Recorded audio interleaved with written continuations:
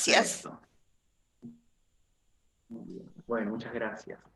Bueno, vamos a empezar. Bienvenidos, bienvenidas a este encuentro de esquina de barrio que hemos denominado Teatro Pandémico, la resignificación del tiempo y del espacio. Esa cosa maravillosa que tiene Buenos Aires, que en cualquier esquina de cualquier barrio, como dice Fito Páez, se inventa una solución. Y lo planteo en estos términos porque desde que el mundo es mundo, el ser humano y sus versiones beta han perdido y anestesiado por la bruma. Afortunadamente también hubo, desde el comienzo, un par de primos hermanos que, como quien dice los de Córdoba y los de Santa Fe, que le fueron iluminando el camino. Ustedes dirán, ¿de quién hablo? Bueno, hablo de los Batman y los Robin de la cultura occidental. Hablo de los Abbott y Costello, de los horticones mediatizados de nuestro mundo contemporáneo. Hablo de los Ortega y del teatro y la filosofía. Cada uno a su forma ha ido pateando hacia adelante la muerte, dándole sentido a la vida. Porque, como bien recomienda el Tangazo de Homero Expósito, uno tiene que empezar a pintar todos los días sobre el paisaje muerto del pasado y lograr cada vez que se necesite una nueva música en un nuevo piano. Bueno, nosotros ya podemos elegir el piano, crear música nueva, una nueva vida y vivirla intensamente hasta equivocar otra vez. Y luego volver a empezar y volver a vivir intensamente. En el drama Colaboración de Ronald Harwood, para que se vea que también leo teatro europeo, el personaje Zweig le dice a Strauss, y después, cada vez que alguien dice y después, me viene a la mente el vulgar de una mala obra. Al punto, Zweig lee las últimas horas de Ana Bolena, desarrolladas en la pieza teatral que él menciona. Al parecer, en cierto punto, la convicta le pregunta a su cura confesor qué sucede después de la muerte, respondiéndose a sí misma. Y después voy a ser yo mucho más sabia que usted, señor arzobispo. Bueno, nosotros no debemos morir para ser más sabios que Ana Bolena, porque tenemos acá a Esther y a Horacio, para que, si yo fuera usted, querido viewer, ¿no? A poco moderno, si fuera usted, querido viewer u oyente, y usted fuera la abuela Marta o la tía Kiki, con certeza me diría, nene, ¿quiénes son estos dos? Bueno, no se preocupe, que para eso le traje a la Travnik. Buenas tardes, Travnik. Hola, ¿qué tal? Buenas tardes a todos. Bueno, muchas gracias por estar aquí presentes en este segundo encuentro que organizamos con Alternativa, la Asociación de Productores Ejecutivos de las Artes Escénicas, APAE. Y vamos a dar comienzo a la presentación, de Esther Díaz, que es doctora en Filosofía por la UBA, fue profesora titular regular de Pensamiento Científico e investigadora en esa universidad, en la que es profesora de posgrado. Fue directora de posgrados en Metodología de la Investigación Científica y editora de revistas académicas en la Universidad de Lanús. Es invitada frecuente por instituciones nacionales y latinoamericanas. Ha publicado más de 30 ensayos, entre los que se destaca La filosofía de Michel Foucault, Posmodernidad, La sexualidad y el poder, Ideas robadas al atardecer, Posciencia, y 2 libros de relatos, El himen como obstáculo epistemológico, Relatos sexuales de una filosofía, y su autobiografía, Filósofa Punk. Es protagonista de Mujer Nómade, dirigida por Martín Farina, film porque ha ganado el Cóndor de Plata a Revelación Femenina 2019. Es columnista del suplemento a las 12 de Página 12 y participa de encuentros filosóficos y presentaciones performáticas. Horacio Banega se recibió de licenciado en Filosofía en 1997, pero combina la docencia en esa disciplina con la actuación y la dirección en teatro. Está a cargo de una de las 2 cátedras de Nociología en el Departamento de Filosofía de la Facultad de Filosofía y Letras de la UBA. Es además profesor adjunto regular de Filosofía y Métodos de las Ciencias Sociales en la Universidad Nacional de Quilmes, donde también es profesor asociado regular. Además dicta Estructuras, Composición y Contenidos y también en la Universidad Nacional del Litoral, en la que enseña con la profesora Griselda Parera Filosofía de las Ciencias Sociales y con el profesor Samuel Cabanchik Filosofía Contemporánea. Se doctoró en 2012 en la Universidad de Buenos Aires con una tesis sobre la base formal del pensamiento de Husserl. Es el padre fundador de la filosofía fenomenológica, dirigida por el doctor Roberto Walton. Y aquí estamos. Muy bien. Y así como el búho de Minerva que al crepúsculo vuelo levanta, te pido Travnik que hierbas en oyentes, preguntas como mantras. Ni con perros, ni con chicos, de la atención es tal su requisito. Recolectate, Travnik, de los oyentes acertijos. Andá, te digo, andá y chito. Y entonces, solo me quedo a lo William Boo en Titanes en el Ring, solo para domar a estos leones en 3 rounds. El primero expositivo, como político en campaña.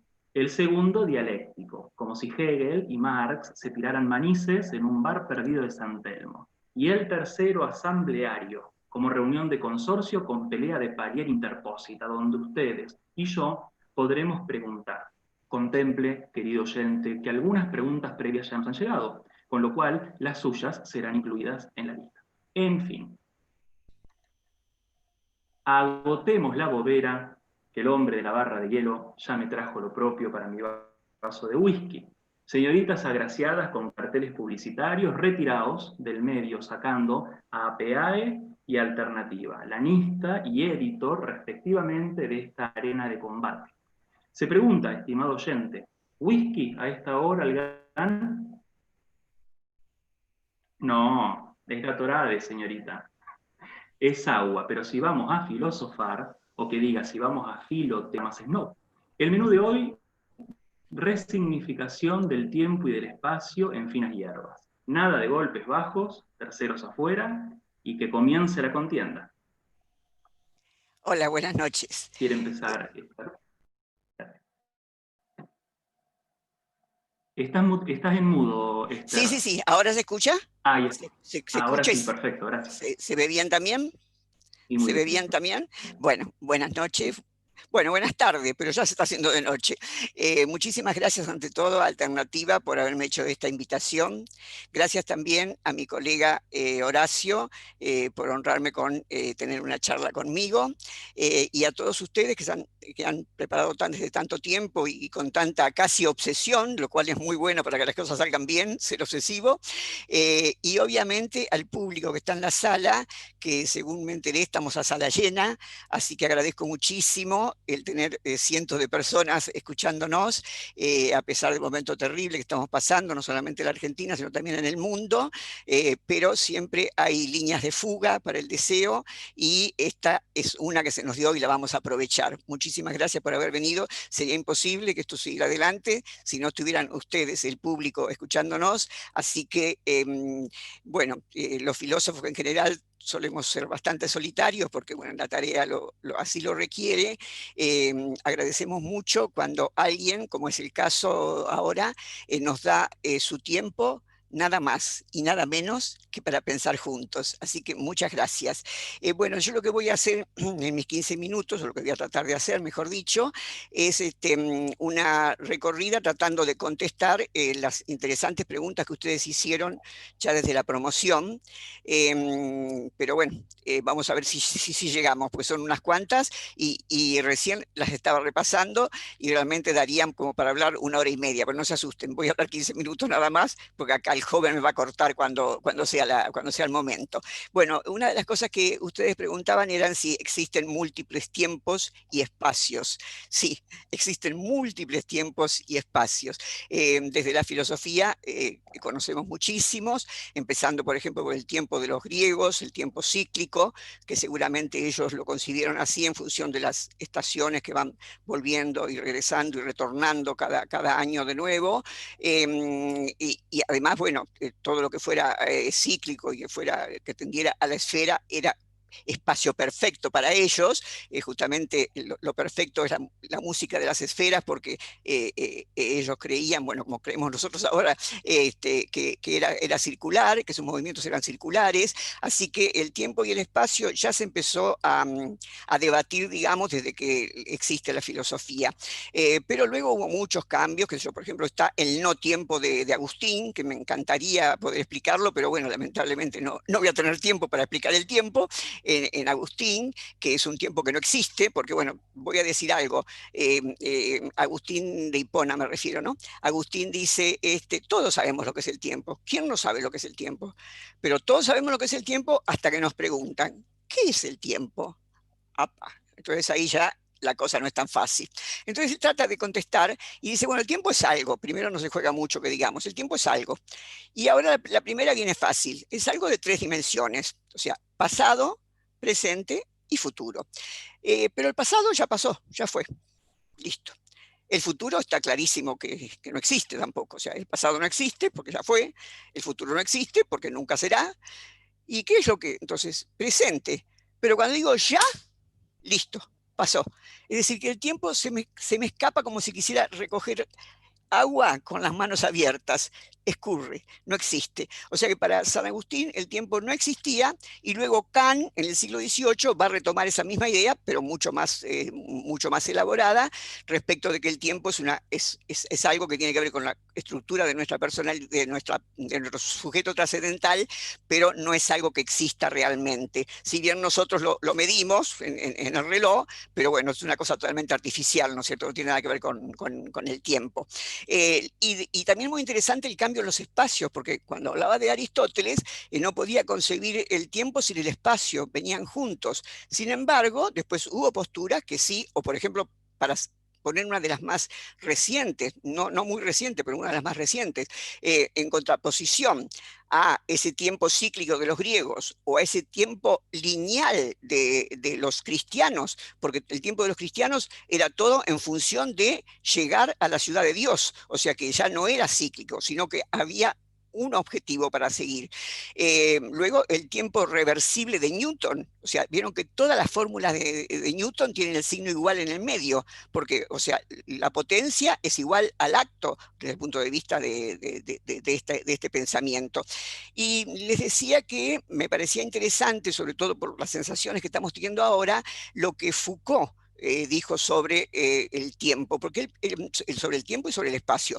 Pero, por ejemplo, en el espacio, que es de lo que menos hablé, él habló de heterotopías. Heterotopías son lugares dentro del espacio. O sea, topía es lugar, como todos sabemos, y se inspira para la idea esta de heterotopías en las utopías, porque son lugares, las heterotopías son lugares que de alguna manera abarcan las ideologías que tenemos en nuestras culturas. Por ejemplo, el cementerio es una heterotopía, porque es el lugar a donde se terminó el deseo, porque las heterotopías están muy relacionadas con el deseo. Es el lugar donde se terminó el deseo. El prostíbulo, el lugar donde el deseo está expandido. La ciudad de los niños, ahí se ve más claro cuánta utopía hay. Disneylandia, Disney World, son todos heterotopías, o sea, es el espacio reducido a cierto tipo de ideología o a cierta finalidad, como por ejemplo, nombré en primer momento el cementerio, el prostíbulo. Y luego, a partir de eso, humildemente, yo estuve pensando en algo a lo que llamo heterocronías, o sea, tiempos diferentes, como burbujas de tiempo. Y esto lo hemos sentido todos, y esto tiene que ver con otra pregunta que hicieron ustedes, ¿qué pasó con el tiempo y el espacio desde que estamos en pandemia? Fíjense que el tiempo no es que no lo teníamos presente prepandemia, porque siempre nos faltaba tiempo, ¿no es cierto? Nos faltaba tiempo porque había que cumplir horarios, había que estar en tal lugar, había que estar en tal otro, y nos faltaba tiempo. Y de golpe nos encerramos, mejor dicho, por razones obvias, en casa. De manera tal que hemos perdido la noción, en ese primer mes de cuarentena dura, hemos perdido la noción del tiempo. Vieron que a veces no sabíamos qué día de la semana era. A mí me pasó, por ejemplo, que yo me atiendo por control remoto con mi analista los jueves. Y bueno, con esta pérdida de tiempo, lo hago telefónicamente. Un día lo llamo y no me contesta, no me contesta. Y yo digo, bueno, estamos mal. Si ya el psicoanalista no me contesta, ¿en quién voy a poder, en qué voy a poder confiar? Y bueno, al final me contestó. Y entonces ahí la primera pregunta que hice, escúchame, ¿es jueves hoy? No, es miércoles, me dijo. Bueno, o sea, es anecdótico, pero me parece que todos tenemos una anécdota de ese estilo, ¿no es cierto? Haber perdido la noción del tiempo. Y otra cosa nos pasó con los espacios, porque tuvimos que reducir el espacio a los límites de nuestro hogar. Y bueno, si tenemos un hogar más o menos con algunos ambientes, o si vivimos solos, como es mi caso, nos arreglamos. Pero sabemos que hay multitudes viviendo bajo techo y también hay personas solas que ya están sintiendo mucho el tema de la soledad. Es decir, que hay personas, por ejemplo, que están encantadas porque descubrieron nuevos espacios dentro de su propia casa, porque uno entra y sale, la tiene como dormidero muchas veces la casa. Descubrieron nuevos espacios. Y hay otros que están desesperados por tomar el espacio. Pero, por otro lado, tenemos esto que también ustedes preguntan. Ustedes, una de las preguntas que hacen es si es posible el teatro o la actuación, a pesar de que están cerrados los teatros. Pero bueno, tengo una buena noticia, porque ayer me enteré que en septiembre los abren, si todo anda bien, al 70% de asistencia. Bueno, pero todavía estamos en otra etapa, no podemos pensar, por lo menos en Buenos Aires, en eso, y tenemos esto, la posibilidad de comunicarnos. Y otra pregunta que hacen ustedes es ¿qué pasa con el cuerpo justamente cuando no estamos hoy estaríamos en un teatro, por ejemplo, o en una universidad, hablando Horacio y yo. Ahora estamos en algo que hizo que se disolviera nuestro cuerpo. Y ustedes me dirán, pero ¿cómo se disolviera nuestro cuerpo, Esther? Si te vemos y vos nos ves a nosotros. Bueno, sí, pero si estuviéramos presentes, ustedes sentirían, por ejemplo, que yo cuando recién me arreglé para esto, porque es toda una historia también, estar en cuarentena y tener que aparecer en público, bueno, hay que empezar a darse con todo para que se disminuya un poco el encierro en el que estaba. Y como estoy tan acostumbrada en la vida no pandémica, a terminar mi arreglo con unas gotitas de perfume, me puse unas gotitas de perfume, pero ustedes no la pueden sentir, la gotita de perfume. Como yo tampoco voy a poder sentir lo que por suerte estoy acostumbrada a sentir cuando termino una charla, que es un aplauso. Y eso es tremendo. Y como profesora, termino una clase y me quedo frente al vacío. Así que me imagino los que son artistas, los que son, bueno, los que realmente están en el teatro, lo que debe ser hacerlo por este medio, pero por lo menos lo hacemos, pero lo hacemos habiendo perdido. Nosotros tenemos 5 ventanas al mundo, que son los ojos, los oídos, el tacto, el gusto. ¿Y qué me falta? ¿Qué me falta? El oído. Y el olfato. Pero resulta que en esta instancia que estamos ahora ustedes y yo, perdí 3. O sea, si estuviéramos haciendo sexting, por ejemplo, no podría chupar, no podría besar, no habría volumen, no podría tocar, no podría sentir. Solamente quedé reducida, quedamos todos los que estamos acá reducidos a oído y a escucha, y habla.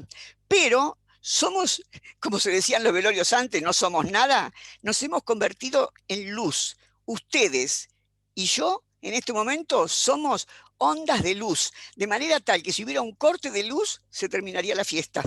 Así que este es el tema. Y yo creo que se ve mucho más claramente en el tema del sexting, ¿no es cierto? Porque cuando uno está haciendo sexting con una persona o con varias, como se lo esté haciendo, se puede llegar a excitar más incluso que si tuviera el cuerpo delante, porque la conversación, el hablar, supera a la realidad. Te chupo tal cosa, chupame tal otra, te toco tal cosa, te toco tal otra, cosas que en la realidad no podríamos llegar a hacer. Sin embargo, lo hacemos y nos excita, nos excita, nos excita, hasta que llega un momento que necesitamos terminar con ello, más allá del principio de placer. Y cuando terminamos con ello, ¿en qué terminamos? En una masturbación. O sea que esperemos que no sea lo mismo con esto que estamos haciendo nosotros, ¿no es cierto? O sea, es en la medida en que solamente del orden del discurso lo que hacemos, porque si estuviéramos en una sala de una universidad o estuviéramos en un teatro, obviamente tampoco nos tocaríamos en un caso así, ¿no? Que estamos hablando de filosofía. O sea que en ese sentido se parece bastante, no es tan frustrante, digamos, como puede serlo en lo sexual o como puede ser en otro tipo de actividad, que es ver a un ser querido que hace mucho tiempo que no ves y quisieras tocar, quisieras besar. O sea que, por un lado, lo tremendo es eso, que desaparece el cuerpo, quedamos solamente oído y vista, y a veces solamente oído, en las conversaciones telefónicas, por ejemplo. Pero tenemos la suerte de poder seguir comunicados. Ya sé que me quedan 2 minutos, mira qué prolija que estoy, así que voy a ver. No, lo que quería decir respecto de una pregunta de ustedes que les toca muy, muy de cerca por ser por estar haciendo teatro, que ustedes, una de las preguntas que se dice, ¿es posible el teatro online? Y bueno, sí, de hecho lo estamos haciendo, así que posible es. Ahora, el asunto es que tiene los inconvenientes que en cierto modo acabo de marcar recién. Supongo que para el artista terminar una actuación así en este medio y no ver al público y no sentir los aplausos debe ser muy frustrante. Pero de todos modos, yo diría que no nos preocupemos mucho y que nos acordemos lo que pasó cuando apareció el cine. Cuando apareció el cine, la escuela de Frankfurt y sobre todo Walter Benjamin estaban desesperados porque decían, se pierde el aura. El aura es esa vibración, diríamos nosotros, o vibra, diría la gente del teatro, que uno siente, que la siento como profesora yo cuando estoy en un aula, que la sienten ustedes cuando están en un espacio teatral. Entonces el miedo de Benjamin era que eso se iba a perder, o sea, que el cine no iba a servir como arte o peor todavía, que iba a degradar el arte. Sin embargo, el cine se abrió paso, salió adelante y hoy está dentro de las grandes obras de arte. Así que cambiando lo que hay que cambiar, si tuviéramos que seguir muchos meses así, que nadie sabe que podríamos seguir realmente, porque bueno, por el momento no hay solución, yo apuesto a que la gente de teatro puede hacer como hizo la gente de cine cuando apareció el cine y parecía que no iba a servir, no iba a ser arte. O sea, hay que dejar que la creatividad surja para ver de qué manera podemos hacer por este medio algo tan potente o más potente que cuando estábamos realmente todos juntos. Es decir, apuesto a eso, apuesto a las teletopías, es decir, a crear nuevos espacios, a crear nuevos tiempos y a crear nuevos lugares para que, sobre todo, no dejemos de comunicarnos. Muchísimas gracias. Muchas gracias, Esther. Al contrario. Qué placer para un moderador que la persona que está orando cumpla con el tiempo y es tan interesante lo que está diciendo. Gracias. Vamos a darle paso al contrincante, al otro rincón, que lo tenemos ahí esperando, el señor Horacio. Bueno, buenas tardes. Muchas gracias, Asociación de Productores Ejecutivos. Muchas gracias, Alternativa Teatral. Felicitaciones, Alternativa Teatral, por el cambio de imagen y por el cambio de sentido para su producción.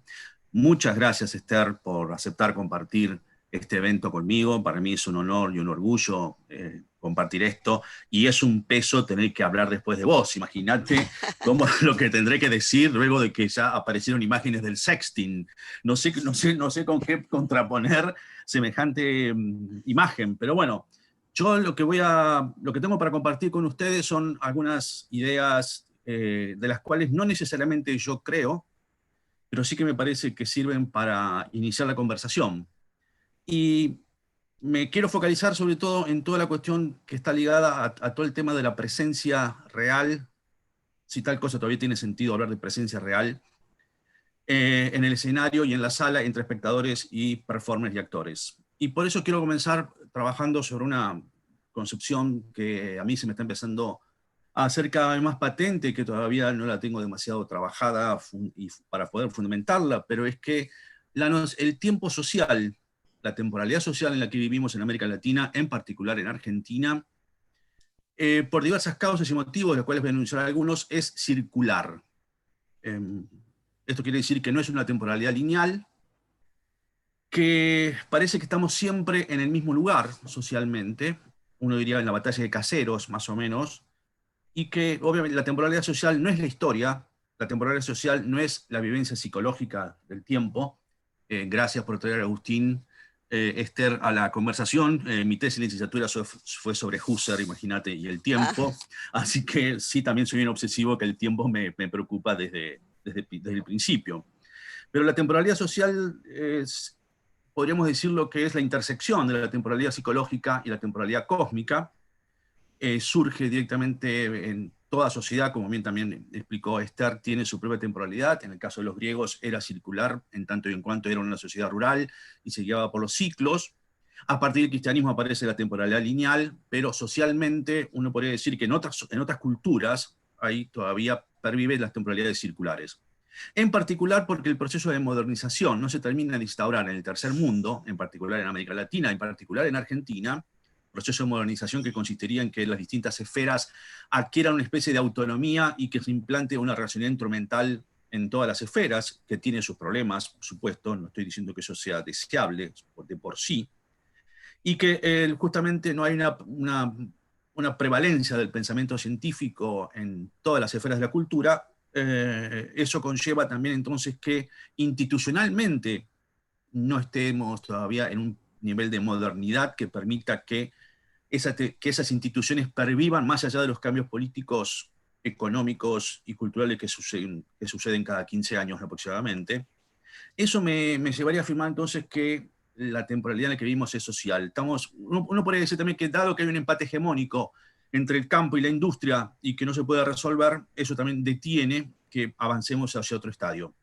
Hay una concepción muy clara, digamos, mientras tengamos una dominación carismática, o como teníamos hasta por lo menos el 2015, donde los peronistas no podíamos resolver la sucesión del poder, puesto que estaba la líder que no podía resolverlo, y que el gobierno inmediatamente que siguió puso un ministerio de modernización. Es como una especie de chiste argentino, como los chistes de Osvaldo Lamborghini sobre el pibe Barolo, que literaliza algo en el cual el ministro cree que modernización es informatizar los datos. Y no, la modernización implica justamente algo de lo que está pasando a partir de que Cristina da su movimiento atrás y Alberto toma el poder del peronismo, por lo menos, diciendo, bueno, parecería que el peronismo empieza a institucionalizarse, a burocratizarse.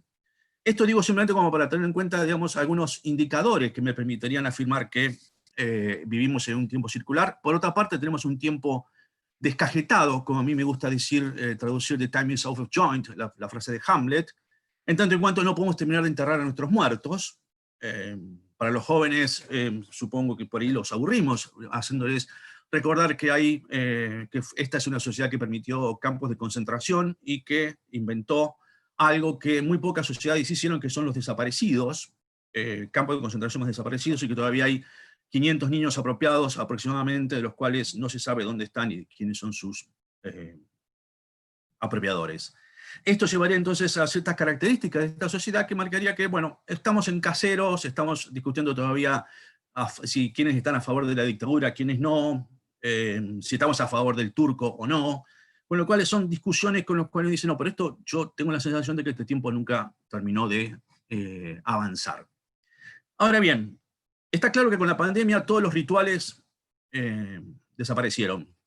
Desde las fiestas, las orgías, los swingers, no sé cómo se lo están arreglando, supongo que estarán haciendo sexting como dijo Esther.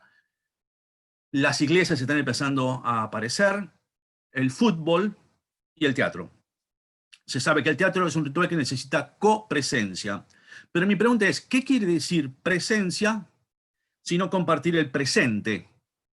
¿Y qué quiere decir presente en una sociedad que experimenta circularmente su temporalidad? Esto filosóficamente, Esther también se dio unas pistas. El tema de la presencia ha sido establecido desde Platón, en relación justamente con lo que está presente, es lo que se ve, y eso significa una preeminencia del presente en relación con un acceso directo a lo visto, con lo cual se ha privilegiado, y hablando también algo de lo que ella dijo, que son una de las preguntas que le quiero hacer después, se ha privilegiado la visión y no el oído, no la escucha. Estamos en una época justamente que la escucha está empezando a ser revalorizada, justamente porque nos queda, aparte de vernos, nos tenemos que escuchar. Pero entonces, por otra parte, esta cuestión del presente, del teatro en una sociedad circular, ¿qué quiere decir presente? El mismo teatro me parece que nos muestra esta problemática. ¿Por qué? Porque las funciones de una obra son de la misma obra, y sin embargo las funciones son diferentes. Entonces, una pregunta es, ¿dónde está el presente? En la función, en la repetición de la función.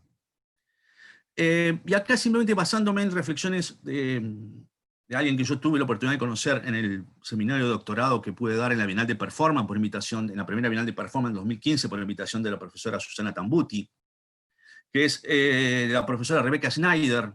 Ella sostiene una tesis muy radical, que es que la performance permanece. Frente a todo el discurso de la mitificación de lo instantáneo y de la presencia aquí y ahora, ella tiene justamente una serie de reflexiones que a mí me interesa traer y compartir con ustedes. Pero sobre todo por un caso muy específico. Si se acuerdan, las primeras versiones de Twin Peaks, en un momento aparecían soldados de la guerra civil. Y uno decía, bueno, David Lynch está cada vez más loco, lo van a echar de la televisión, como efectivamente pasó, está mezclando los tiempos. Bueno, no, ignorancia mía por lo menos. Porque en Estados Unidos se hacen performances, se hacen reenactments, donde se revive teatralmente la guerra civil y sobre todo la batalla de Gettysburg. Y los participantes afirman, la guerra civil no terminó, el sur ganó, y un veterano de Irak dijo, esto es más real que Irak. Y a partir de ahí no podemos afirmar que, como todos sabemos, la guerra civil no terminó en Estados Unidos. Estas cuestiones, que implican entonces una revisión de lo que quiere decir la presencia, me hace pensar que quizás el cyborg se está anunciando. Y quizás es tema melancólico, porque lo que ve no lo puede experimentar como él cree que lo ve. Y mi pregunta para compartir es, ¿le haremos lugar a nuestro cyborg o lo vamos a expulsar diciéndole, tu streaming no es teatro? Muchas gracias.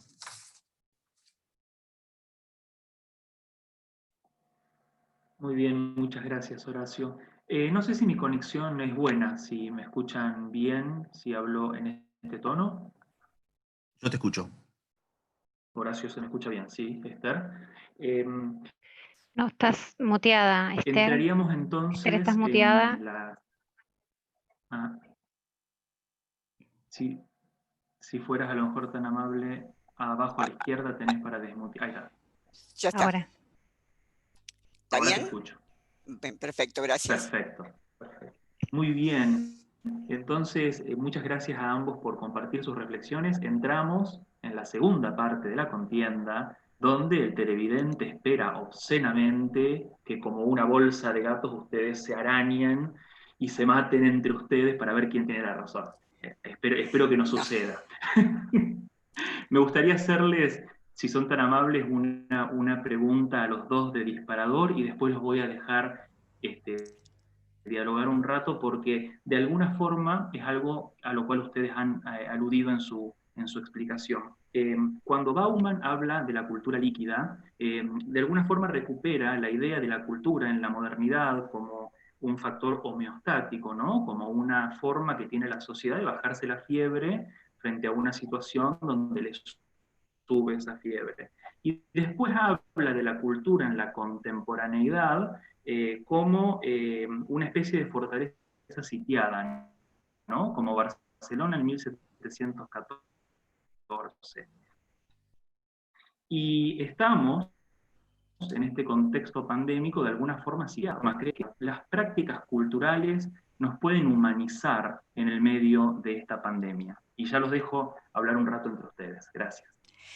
Bueno, yo si me permitís voy primero a contestar algunas cosas que dijo Horacio, porque hay algo que complementa o que desacuerda con lo que dijo. Por empezar, Horacio habló de algo que yo sé que es muy importante para ustedes porque lo pusieron entre las preguntas, que es ¿qué pasa con lo virtual? ¿Lo virtual es real, no es real, es ficción? Bueno, Gilles Deleuze dice que lo virtual es real, y de hecho es real, porque evidentemente nosotros no estamos entendiendo, o sea, está ocurriendo esto, no, es real, no es una ficción. Lo que estamos haciendo ahora, aunque inventemos cosas de ficción, no es una ficción. Realmente somos personas que nos hemos reunido a hablar, a debatir con el público y está ocurriendo, es real. Lo que pasa es que no es empírico, o sea, no es material, pero es real. O sea que incluso puedo emocionarme con esto, puedo llorar. En el caso del sexting que nombrábamos antes, uno se puede calentar, es decir, que ocurren cosas reales. O sea que lo virtual es real, pero no es empírico. Eso es una de las aclaraciones. Después, respecto a la interesante noción de tiempo circular que decís, Horacio, estoy de acuerdo que retorna, pero no estoy de acuerdo que retornan tipo como lo pensaban los griegos, sino que lo pienso más bien como lo pensaba Nietzsche. O sea, el eterno retorno de Nietzsche es siempre el retorno de la diferencia.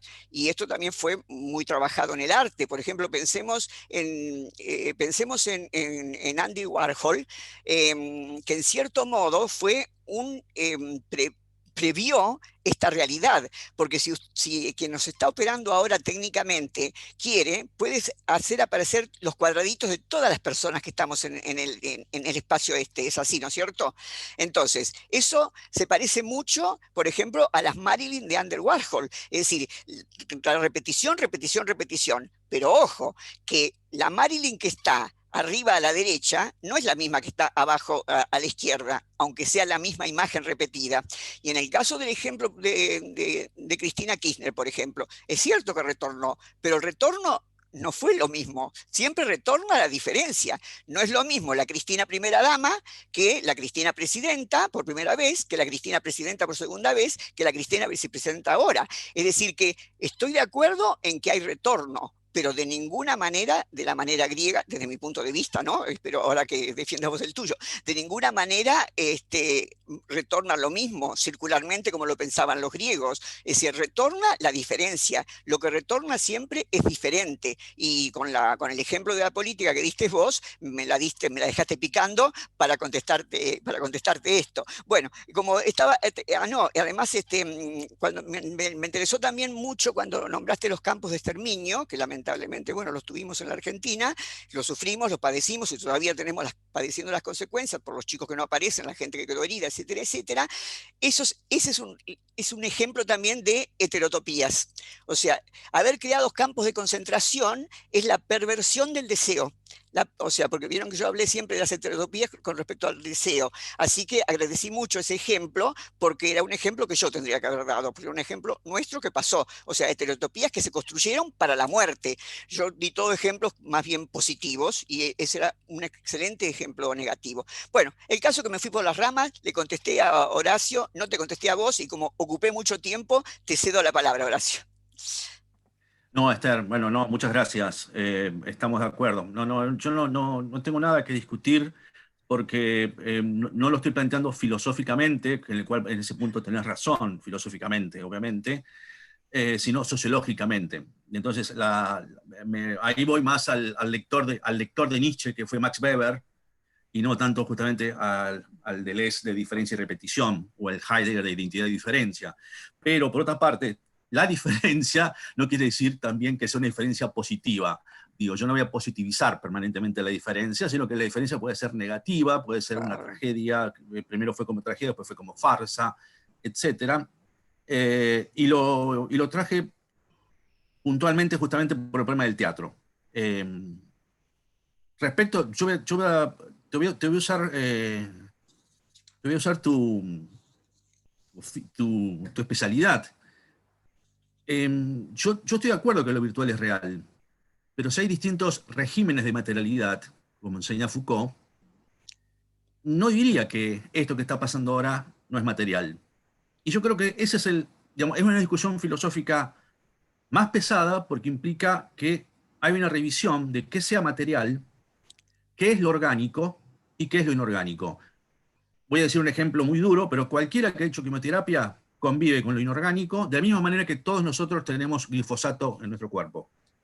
Y de esa manera, entonces, lo que es lo orgánico y lo inorgánico empieza a tener una cuestión bastante compleja. Digamos, se sabe hoy que un cadáver no se descompone en 24 horas, sino en 72 horas, por la cantidad de cosas que tenemos adentro, de lo cual yo no estoy en contra de tomar pastillas. Yo soy totalmente pastillero, así que no tengo problema en convivir con el plástico. Y la relación, por ejemplo, de la isla de plástico que se está haciendo en los océanos y todo lo demás. Entonces, yo diría que la virtualidad, y voy a defender el sexting justamente, digamos, la masturbación también es un acto sexual. Supongo que eso estás de acuerdo conmigo, eso no vamos a ser justamente anti-masturbatorios entre nosotros, en este punto no vamos a tirar los bueyes entre nosotros. Y en ese punto estoy totalmente de acuerdo con vos, nada más que marcar eso. Lo que a mí me interesa de lo que vos dijiste, me interesa muchísimo, que ya lo empezaste a explicitar, es heterotopía y heterocronía. Si nos podés explicitar un poco más cuál sería la eficacia sociológica y social que tiene tomar conciencia de las heterotopías y de las heterocronías. Algan, respecto de Bauman, ya me olvidé la pregunta, pero te la respondemos en un rato.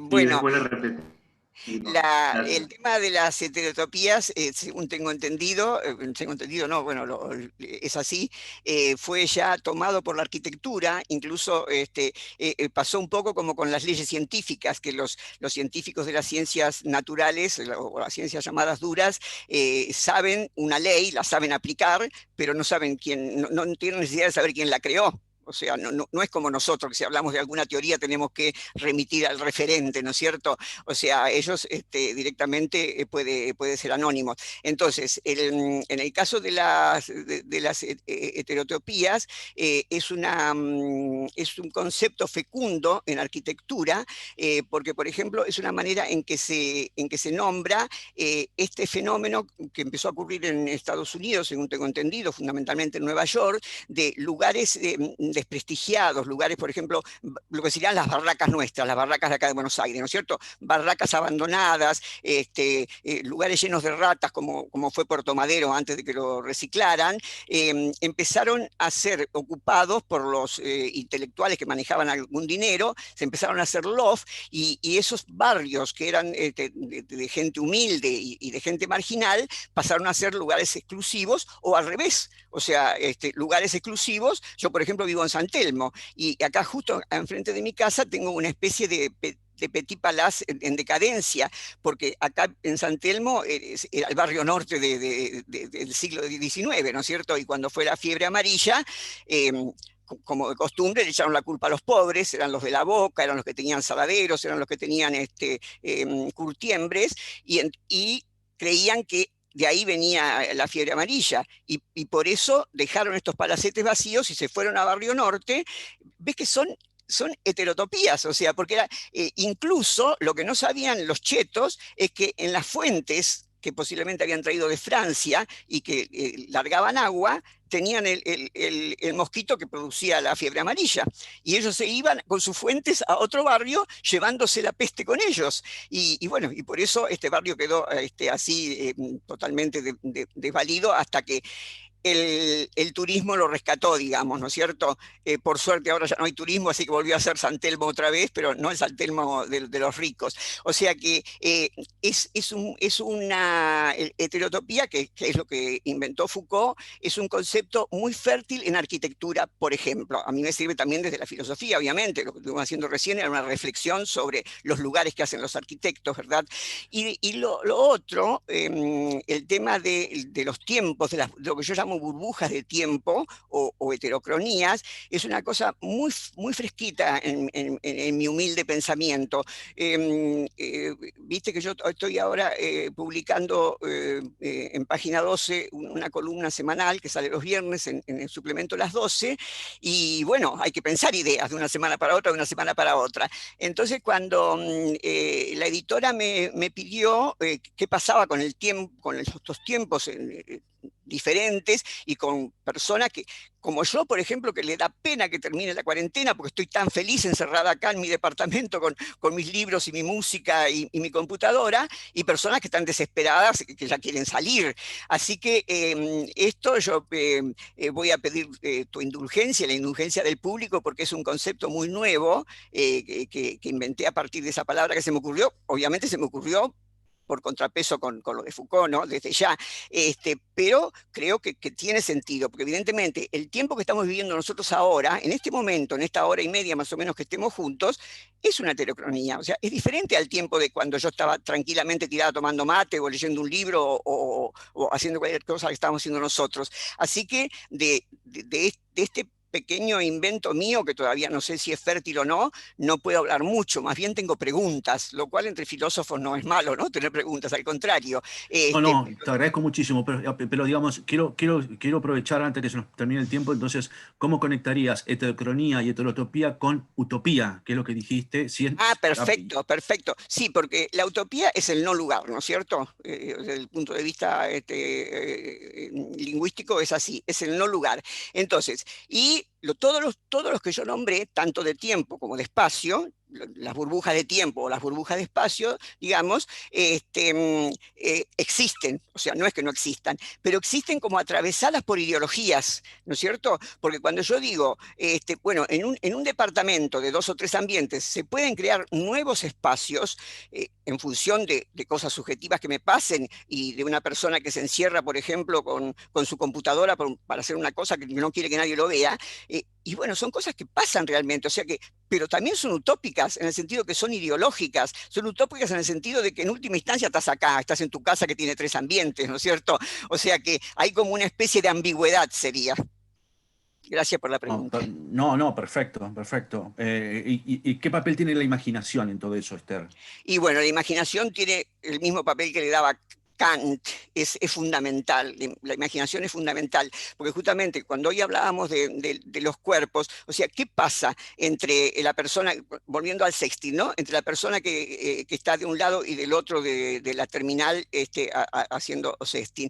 Pasa que en determinado momento damos un salto metafísico, o sea, cuando comenzamos sabemos perfectamente de que es un simulacro, digamos, ¿no es cierto?, de que realmente no estamos abrazándonos y besándonos y cambiando nuestros flujos, que es lo que se hace fundamentalmente en la relación sexual. O sea, lo sabemos, pero sin embargo, damos un salto metafísico y decimos, besame, por favor, besame, pero perdiendo conciencia de que realmente es ficción.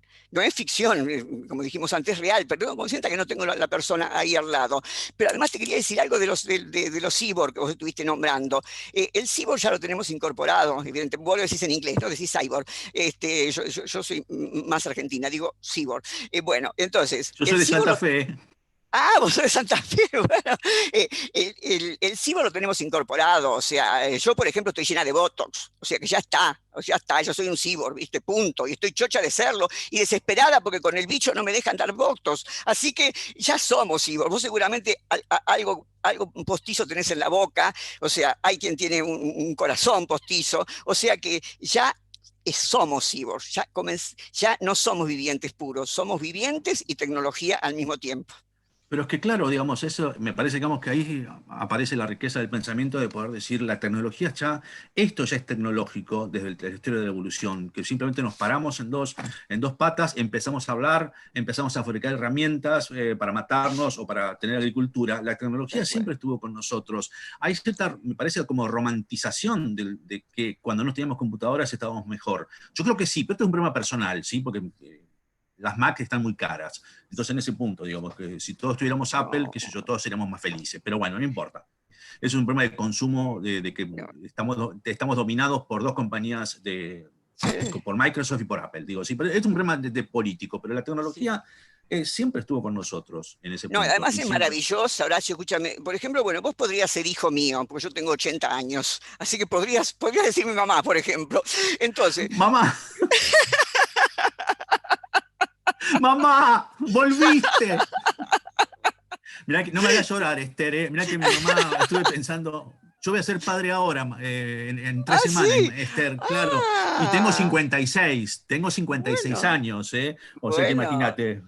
Así que, bueno, no me hagas llorar porque estuve pensando mucho en mi mamá, bueno, justamente por todo el tema algo mencioné respecto a las enfermedades. Pero bueno, contame, a ver, mamá. Bueno, felicitaciones entonces. Gracias. Bueno, te digo, cuando yo era chica, nací en mitad del siglo pasado, el término de vida esperable eran 60, 65 años. Yo me acuerdo que mi abuelita tenía 50 años y era una viejita. Hoy una persona de 50, bueno, vos tenés 57 y vas a ser papá. O sea, Totalmente, totalmente. Me van a decir abuelo cuando vaya a la escuela, con lo cual voy a ir con un palo y le voy a pegar a la gente que me diga. bueno, entonces, yo no creí nunca que iba a llegar al año 2000, cuando hablábamos del año 2000 era algo inalcanzable. Y resulta que no solamente llegué, sino que lo sobrepasé 20 años. Así que yo estoy viviendo en el futuro. Por eso me parece, por momentos, que disfruto de esto, de la tecnología que estamos ahora, de ser cyborg, para decirlo como en los términos que decíamos antes, lo disfruto más que los chicos todavía, porque continuamente soy consciente de que cuando yo en el siglo pasado leí por primera vez el Aleph, nunca imaginé que Borges en la década del 40 ya pensó esto. Todo el mundo en un espacio. Y les cuento una nota de color, como dicen los periodistas. Yo vivo en San Telmo, como bueno, lo he dicho en tantos lugares, y vivo a media cuadra del lugar a donde, según Borges, estaba el Alex, que es en Tacuarí y Garay. Así que cuando pienso en ese Alex, que era algo inalcanzable, y lo tenemos ahora. La única diferencia es que en el Aleph se ve todo el mundo, pero al mismo tiempo. Y nosotros, como nuestro pensamiento es extendido, digamos, no podemos ver todo al mismo tiempo, lo vemos sucesivamente, ¿no es cierto? Pero tenemos el hipertexto, seguramente ahora hay gente que entra y sale de este salón en el que estamos hablando, seguramente. Así que todo mi apoyo a la tecnología, de ninguna manera quiero perder el tren de la historia, al contrario, quiero aprovecharlo hasta el último día de mi vida y ojalá lo pueda aprovechar así, hablando maravillosamente con este colega fantástico y con esta maravillosa gente que nos está acompañando. Se nota tu deseo vital y tu pasión alegre y me conmueve mucho. Muchas gracias. Borges nos salva a todos. Borges nos salva a todos. Ahí está todo, ahí está todo. Uno puede decir que hay que volver a leer a Borges para poder entender el presente. ¿Sí? No, además ¿qué? No, olvidándonos de los brulotes que por ahí se mandó políticamente. Digo, eso te iba a decir, o sea, me puse muy contenta que vos te manifestaste peronista y ahora te manifestás borgiano también, porque hay mucha gente que... Claro, totalmente. Soy un peronista ilustrado. Claro, porque hay gente que tiene tan estrecha la cuestión ideológica que no quiere ni leer a Borges por las barbaridades que dijo. Y sería como no leer a Heidegger porque estuvo afiliado al nacionalsocialismo. Son dos cosas diferentes. No. Yo el ejemplo que doy es el siguiente. Yo, por ejemplo, viví 2 pandemias espantosas en la Argentina cuando era muy joven, que fue la poliomielitis. Ahí, en vez de morir viejos como morimos ahora, morían niños. O sea que fue espantoso. Y yo era una niña. Entonces yo le digo a las personas que, por ejemplo, desprecian a Borges porque era gorila o desprecian a Heidegger porque fue rector 3 meses en la época de Hitler. Escuchame una cosa, si hubiera otra pandemia de poliomielitis, Dios libre y guarde, si hubiera otra pandemia de poliomielitis, y te enterás de que Sabin, el que inventó la vacuna, era pedófilo, por ejemplo, ojo que lo estoy inventando, ojo que lo estoy inventando, ¿qué? ¿No le ibas a dejar de dar la vacuna a tu hijo porque era pedófilo el que la inventó? Entonces, cambiando lo que hay que cambiar, hay que llevarlo a la filosofía. O sea, la obra no tiene nada que ver con la vida de la persona. Si bien es cierto, muchas veces sí. Foucault, por ejemplo, dijo, cada libro mío se puede leer como un trozo de autobiografía, y él nunca escribió autobiografía. Ahora, cuando uno sabe su vida y lee su obra, te das cuenta a dónde está el cruce. Pero en el caso de Borges, en el caso de Heidegger, en el caso de Borges, sí, en algunas obras de él dice cosas terribles sobre el peronismo, pero muy pocas. Después también en los últimos años se desdijo e incluso se hizo amigo de las madres de Plaza de Mayo. En el caso de Heidegger nunca quiso hablar sobre el tema, pero yo no descubro fascismo en la obra de Heidegger.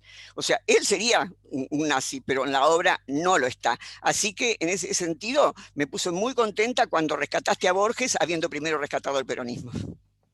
Sí, con Heidegger podemos discutirlo. Entonces no era tan amplio, ¿eh? Entonces no era tan amplio. No, yo enseño, que yo creo que ahí lo que pasa es que tocas un punto álgido del pensamiento occidental. Yo creo que Heidegger justamente, a ver, bueno, no sé si estarás de acuerdo, pero dos de los tres filósofos imprescindibles del siglo XX son, y hay un gran consenso, es Wittgenstein y Heidegger. El tercero podemos discutir, puedes decir Deleuze, Foucault, Quine, Rorty, Merleau-Ponty. El tercero siempre está en discusión. Yo estoy de acuerdo con eso, es uno de los filósofos imprescindibles del siglo XX y del siglo XXI. El problema es que fue nazi. Y eso no implica que no haya que estudiarlo. Hay que estudiarlo, pero fue nazi, digamos. Y eso es uno de los problemas del pensamiento occidental. No es un problema de Heidegger, digamos. Es como decir... Claro, vos sabés que en la época en la época de la dictadura que vivimos, cuando ya se había llamado elecciones, hubo un congreso en Tucumán, pero no el de la independencia, tan vieja no soy, no fue el congreso de la independencia.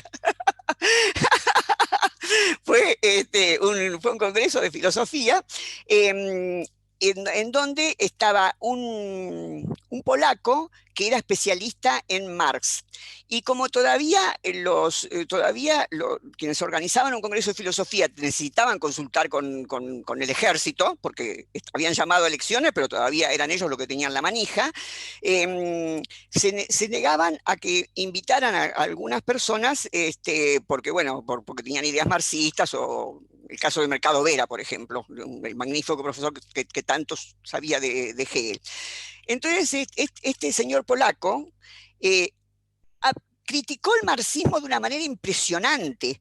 Entonces, cuando los que empezaron a hablar decían, pero ¿cómo usted critica? Si usted es especialista en Marx, ¿y usted cree que se puede criticar a alguien si uno no es especialista en eso? O sea, esa lección fue maravillosa, porque el tipo se estudió todo Marx para criticarlo, pero para criticarlo tenés que conocerlo. O sea que ese es el problema que muchas veces se da en los temas de Heidegger o de Borges, que se lo critica sin conocer la obra. Entonces, contra eso estoy. Por supuesto que hay que tenerlo muy claro, quién era como persona, pero a mí no me afecta. Cuando yo leo Sendas Perdidas, eso me lleva más allá del bien y del mal. O sea, no hay con qué darle. Por supuesto que... No hay que con qué darle. No hay con qué darle, estamos de acuerdo. ¿No? Yo estoy de acuerdo con vos, es un tema de un pensamiento que no se puede evitar, y más que nunca ahora, no se puede eludir, y más que nunca ahora, sobre todo con la relación de filosofía y pensamiento y poesía en ese punto, digamos. Claro, además, frente a la época que pide a gritos religión. Digo. Ahí no, hay un punto en el cual se pega con Weber, cuando dice un dios, los dioses nos han abandonado, beberianamente diríamos, la religión abandonó la plaza pública. Entonces, cuando en Ser y Tiempo habla todo el tema del llamado, de la llamada, del Ruf, del Anrufen. En 1919, Max Weber tiene las conferencias El político y el científico, donde habla del Beruf, que es la vocación, pero también es profesión.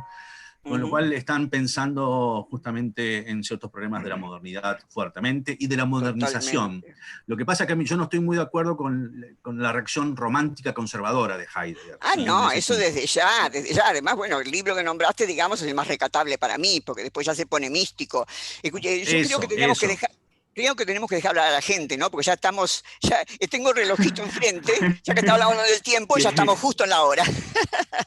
Qué placer que te convoquen para moderar una charla tan maravillosa como esta que acabamos de escuchar. Así que les agradezco mucho. Entramos ya en la recta final, que es el tercer round de esta contienda, donde va a entrar Paula y nos va a leer algunas de las tantas preguntas que hemos recibido. Por supuesto, voy a hacer un abuso de mi condición de moderador y voy a hacer la primera pregunta, porque bueno, es el lujo que me puedo dar. Me gustaría que volviéramos al terreno de lo cultural y que volviéramos al terreno de lo teatral, sobre todo porque entiendo que algunas de las preguntas que van a venir tienen que ver con eso. En esta, o reflexión, mejor dicho, que ustedes hacen sobre la idea de tiempo y el espacio y cómo nos atraviesa esta pandemia. Cuando Rancière habla, por ejemplo, del espectador emancipado, ¿de qué manera afecta para ustedes, espectador, el no estar expuesto a esa teatralidad? Es decir, ¿de qué manera creen ustedes que se está resignificando el espectar, el ver teatro? Bueno, yo sobre eso declaro mi ignorancia porque no es algo que he estado pensando específicamente. Lo he pensado, sí, como dije, fundamentalmente por la educación, porque bueno, uno tiene de formación profesional. Así que estuve pensando muchísimo, sí, de qué manera, si yo fuera asesora, por ejemplo, de un ministro o ministra de educación, qué diría en un momento como este, donde por un lado no podemos cortar con el teatro en el caso de ustedes, con la educación en el caso nuestro. Pero también vemos las limitaciones. Así que yo realmente le cedo la palabra a Horacio si tiene algo para decir, porque tengo más preguntas que respuestas. Gracias, Esther. Sí, lo que pasa es que esa pregunta, Algan, es terrible, porque teniendo en cuenta justamente el espectador emancipado, lo que Rancière parecería que dice es que, bueno, el espectador especta y hay que dejarlo en paz. No hay que enseñarle ni provocarle cosas, ni el espectador ya sabe, digamos, lo que tiene que saber. Ahora no. Ahora nadie sabe lo que tenemos que saber, porque es una situación de total incertidumbre. Porque así como evolucionamos con todo esto que estábamos hablando de tecnología, el virus también evolucionó. Por primera vez tenemos un virus que en algunas personas es asintomático, en otras personas no. Todavía no queda claro el comportamiento del virus. Acabo de leer que en ciertos países que se había levantado la cuarentena tienen que volver porque el nivel de contagio es superior. Australia, Hong Kong, Japón. Y hablando del prostíbulo, que me olvidé preguntarte algo, en Japón es porque fueron todos a la zona roja, parece. El modelo japonés, se liberaron, cuando a la zona roja, ¡pum!, estalló el virus de nuevo. Así que yo creo que, Algan, ahí yo también manifiesto en realidad, puesto que estamos en total incertidumbre, puesto que los protocolos no se sabe cómo se van a implementar, puesto que no sabemos cómo se va a poder sobrevivir en relación en particular con las salas y los profesores de teatro, que son los que están padeciendo en algún sentido más esta crisis y cuarentena. El espectador, lo que todos estamos pensando justamente es cómo va a volver el espectador. Yo creo que también por primera vez, de una manera muy clara y explícita, está ocupando el foco de la atención de la máquina teatral. Para cuidarlo, primero para que venga, luego para cuidarlo y luego para que se quede de una vez por todas adentro y para que podamos ser alguna vez una tarea esencial. Creo que lo que más nos duele es que no somos esenciales. Bueno, pero esencial, no sé a qué llamas esencial, o sea, ¿crees en esencias? ¿Crees en esencias? Yo también me puse perfume. Zafaste, loco, zafaste. Bien, que venga pregunta del público, por favor. Tengo 56 años. Vamos con eso. Bueno, acá, se hizo bastante un debate en el chat, así que se puso muy interesante, pero una de las preguntas es, en el mundo real y en el virtual, estamos sometidos a algoritmos. ¿Cómo eso se vincula con el tiempo y el espacio en la escena? ¿Estamos sometidos a qué? Algoritmos. Algoritmos. Entonces me hace la pregunta. Sí. En el mundo real y en el virtual estamos sometidos a los algoritmos. ¿Cómo eso se vincula con el tiempo y el espacio en la escena? Y bueno, en la escena creo que es lo que terminamos de hablar, ¿no es cierto? Como muy bien dijo recién Horacio, hay gran incertidumbre y por supuesto que yo he estado averiguando sobre eso con gente que hace teatro y además tengo amigos que estudian teatro una de las técnicas que más interesantes me pareció de los profesores, de los artistas que enseñan teatro por estos medios, es tocarse a sí mismo, es decir, porque claro, para el teatro es muy importante la vibración del otro, ¿no es cierto?, para que se potencien mutuamente la creatividad. Entonces, como eso no es posible, porque yo no te puedo tocar a vos, por más que te veo, no te puedo tocar, entonces tocarse a sí mismo, y ahí sí, así como antes hablé de un salto metafísico, acá los teatristas van a tener que hacer un salto metafísico y, cerrando los ojos posiblemente, pensar que estoy tocando a otro cuerpo y ver qué sensaciones produce. Es decir, creo que es todo del orden de la experimentación. Que si, por ejemplo, yo, por supuesto, conocí cuando solamente el teatro era profesional, que no existía todavía el teatro independiente, y cuando empecé a acceder al teatro independiente, me di cuenta qué maravillas surgen de la experimentación. Así que yo creo que la experimentación no nos queda otra por el momento, es con el propio cuerpo. Así que toda la creatividad que tienen los artistas que están en escena, hay que largarla por el momento hasta que tengamos otra manera de comunicarnos a partir del propio cuerpo y de imaginarse multitudes en el propio cuerpo. Bien. Está muy bueno, me encanta me encanta lo que acaba de decir Esther, porque replantea todas las teorías de actuación que están circulando y que están de moda, porque es volver de alguna manera a la memoria emotiva y afectiva de Stanislavski Strasberg de una manera radical en ese punto, pero me gusta mucho eso de que decís de imaginar multitudes en tu cuerpo. Eso es algo que te lo voy a pedir prestado en un momento, o te lo voy a citar. Robalo. No, te voy a citar. Yo cito, te juro que cito.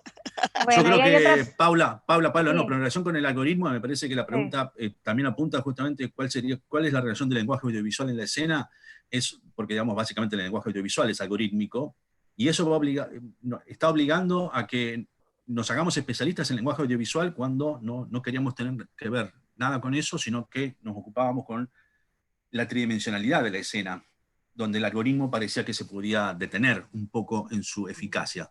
Entonces ahí me parece que el algoritmo va a empezar justamente a intervenir mucho más, desde que te van a obligar a que la sala tenga un detector de fiebre, por ejemplo, de temperatura, que también funciona algorítmicamente. Con lo cual, entonces, hay algo del espacio, por una parte, de lo que dice Esther, del ámbito de experimentación, va a ser mucho más fuerte, va a haber que experimentar de verdad, a ver justamente cómo logramos revivir y volver a poner en escena aquello que tanto amamos, pero al mismo tiempo con el algoritmo de nuestro lado. Me parece que es la oportunidad de reconciliarse con el algoritmo para usarlo a nuestro favor. Bien. Bueno, acá hay otra pregunta que dice, ¿el teatro sin público es teatro? ¿Qué pasa con la cuarta pared?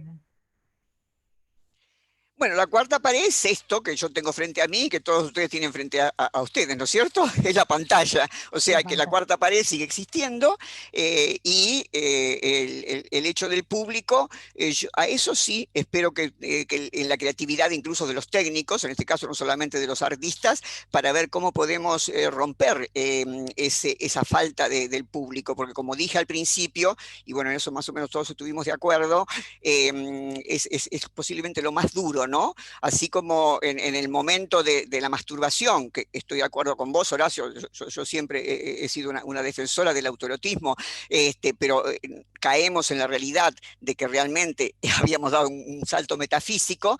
Acá va a tener que pasar lo mismo, pero bueno, estamos en pañales, esto que estamos haciendo es micropolítica desde mi punto de vista, porque estamos tratando de impactar en lo macro, en lo que nos preocupa a todos, porque toda la gente que se ocupa, no solamente la gente que hace teatro, la gente que vemos teatro también estamos preocupados por eso, y bueno, pero además qué maravilla, a esta altura de nuestro partido, una persona de mi edad, o de las diferentes edades que estamos interviniendo acá, tener nuevos desafíos para volver a crear. O sea, la gente se preocupa tanto en estos tiempos por eso que le dicen nueva normalidad, espantosa palabra, porque bastante normalizados estamos para que todavía tengamos una nueva normalidad. Bueno, está bien, digamos pospandemia, por favor, digamos vida cotidiana, no sé, pero no terminemos con la normalidad. Entonces, se nos abre la posibilidad de ser creativos. O sea, cuando uno piensa que ya estaba todo dicho y que más o menos sabes todo, no sabes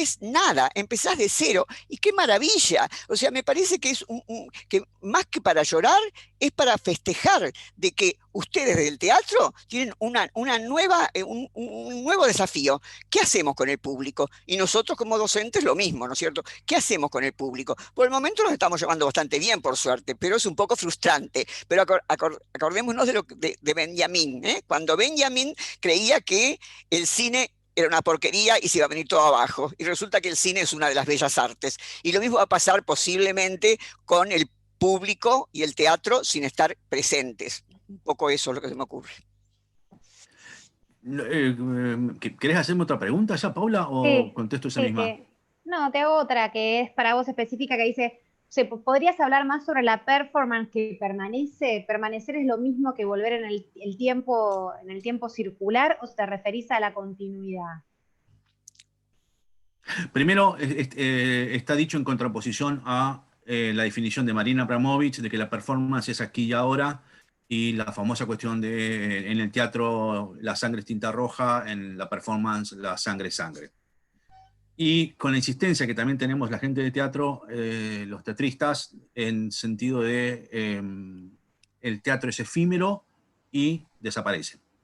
En algún sentido sí, pero en otro sentido no, por la propia cuestión de la repetición de la obra, y en el caso de la performance permanece porque no desaparece en el instante, porque no hay instante. Esa sería la revolución, la transformación conceptual sobre cómo se considera el tiempo, en tanto y en cuanto si alguien dice la guerra civil continúa, porque está haciendo un reenactment teatral, donde saben que están haciendo un reenactment teatral, y de todas maneras afirman eso, entonces ahí se da una especie de identificación entre lo que se creía que era pasado y lo que es el supuesto presente. En consecuencia, en ese sentido, socialmente se habilita la posibilidad de establecer una temporalidad que no es lineal y que no es circular en un sentido griego ni en el sentido metafilosófico, filosófico nietzscheano, sino de sociedades, uno diría, que no pueden terminar de resolver sus conflictos. Algo de, porque en ese punto, Hamlet, esa obra que tanto nos gustó y que con la puesta en escena de Rubén Schumacher y el texto hermosamente adaptado y traducido de Lautaro Vilo, vuelve a estar presente, nos vuelve a interpelar, porque el tiempo está descajetado. En nuestro caso, por ciertas cuestiones, pero con los yanquis está claro, obviamente, el problema que tienen con la esclavitud, y donde aparte toda la constitución se basa en el sentido de olvidar el genocidio de las poblaciones nativas, bueno, todavía no lo están resolviendo, no lo resolvieron, no lo cerraron. Hay una cuestión en la cual cuando convivís con tus muertos y tus antecesores son tus contemporáneos, el tiempo es circular. Bien. Perdón, Travnik, yo creo que si hay algo que le gusta a un productor es cumplir con los tiempos. Así que si te parece bien, abordemos las últimas 2 preguntas y vamos cerrando el debate. Dale. Bueno, acá se habló bastante en el chat del convivio y si se podría llamar a esta nueva modalidad ciberconvivio o el arte del convivio, si es posible o no es posible, en referencia a la tecnología, digamos. Es ahí algo que se debatía mucho en el chat. ¿Cómo lo ven ustedes? Y bueno, me parece que en la pregunta vino la respuesta, porque vos misma dijiste que se debatía en el chat. O sea que no nos quedamos mudos, no nos quedamos alelados, no nos quedamos como cuando uno entra en un lugar y dice, ahí se podría cortar el clima con un cuchillo. No, o sea, hubo un flujo, o sea, volviendo otra vez a Deleuze, hubo un flujo y un reflujo, hubo pliegues y repliegues que fueron, o sea, yo te escuché la pregunta y digo, si lo hubiéramos pensado no nos salía tan bien, porque preguntaste y diste la respuesta. O sea, estamos intercambiando, algo se modificó. ¿Y qué es el arte sino que algo se modifique? Comparto totalmente todo lo que dijo Esther, y te vuelvo a introducir el concepto de regímenes de materialidad, y quiero rescatar algo que también quedó ahí para que yo no le pude preguntar a Esther, cuando dijo somos luz. En este momento somos energía. Entonces, y algo de insistir, obviamente la presencia real aquí y ahora no es equivalente a una presencia mediatizada, pero apreciemos que no hay esencias, como me preguntó, como me peleó Esther. Que las esencias es una cuestión de los perfumes. Que el teatro sobrevivió a la novela y al cine. Va a seguir, pero quizás haya un momento donde no nos podamos juntar nunca más porque estemos en una guerra mundial nuclear.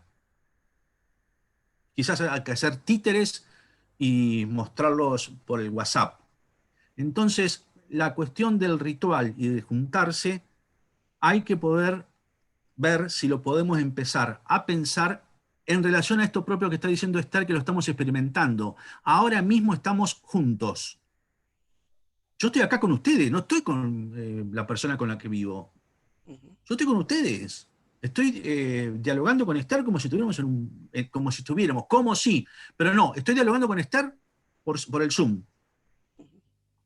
Pero no estoy dialogando con un fantasma mío.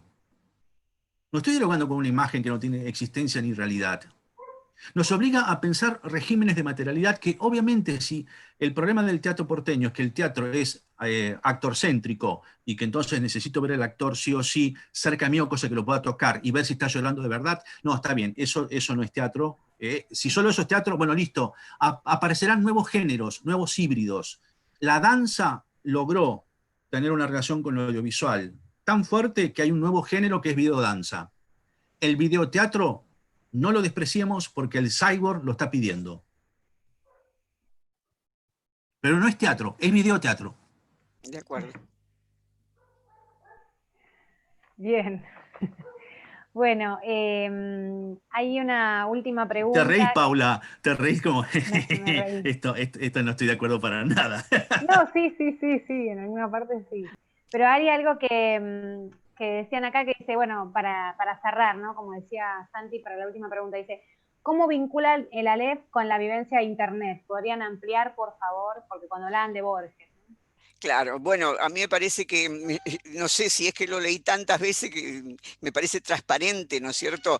O sea, porque bueno, ¿qué es el Aleph? Es un pequeño espacio, muy pequeño, más pequeño que estas pantallas que todos tenemos frente a nosotros, aunque alguien esté con el teléfono, más pequeño todavía, pero en ese pequeño espacio se puede captar todo el universo entero, pero al mismo momento, no de manera secuencial, sino en el mismo momento. Entonces, bueno, cambiando esta segunda condición, que lo dijimos al principio, el ALES es eso, porque yo ahora, por ejemplo, o cualquiera de nosotros, necesitamos saber cómo está el tema de la pandemia en Canadá, por ejemplo.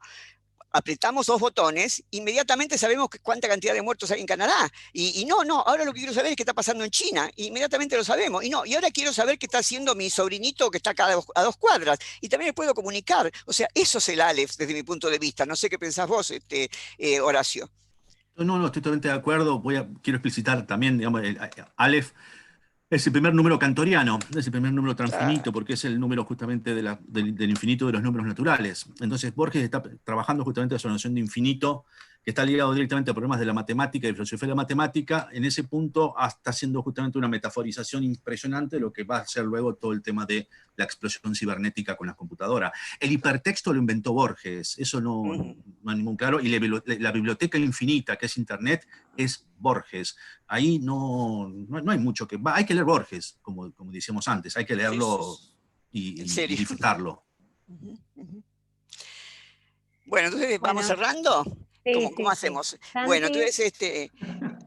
Absolutamente. Bueno, justamente para cerrar, agradecerles efusivamente a Horacio y Esther haber compartido con nosotros esta hora, casi hora y media de diálogo, en nombre de esta asamblea de notables que deben ser seguramente todos los viewers que tenemos por ahí. Gracias por vuestro tiempo y estaríamos terminando entonces acá, a menos que quieran agregar algo como para cerrar, una última reflexión, si no, acá terminamos el debate.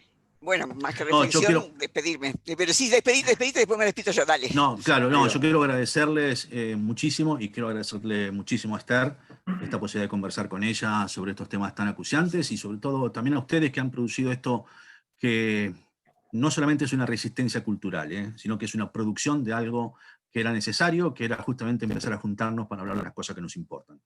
Bueno, me pliego absolutamente a los agradecimientos y a las consideraciones que acaba de hacer Horacio, al que estoy encantada de haber conocido, porque no nos conocíamos personalmente, y se me ocurrió ahora, en este momento, justamente porque a pesar de que como para demostrar de que es real, de que es virtual, pero es real, de que en cierto modo rescaté algo que viene desde los griegos antiguos, que era cuando decían de sí mismos que así como se puede hacer una obra de arte con una roca, ¿por qué no tratar de hacer una obra de arte con nuestra propia vida?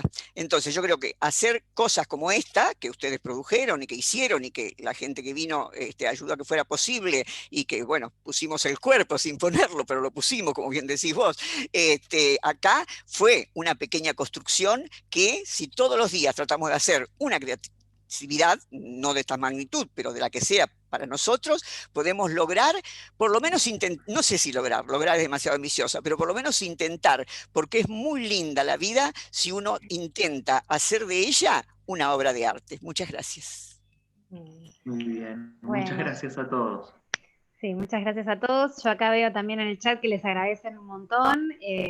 Bueno, nada, están diciendo gracias todos y bueno, tuvimos casi 240 participantes, así que les agradecemos a todos por haber estado en este momento, en esta tarde. Muchas gracias. Perfecto, gracias.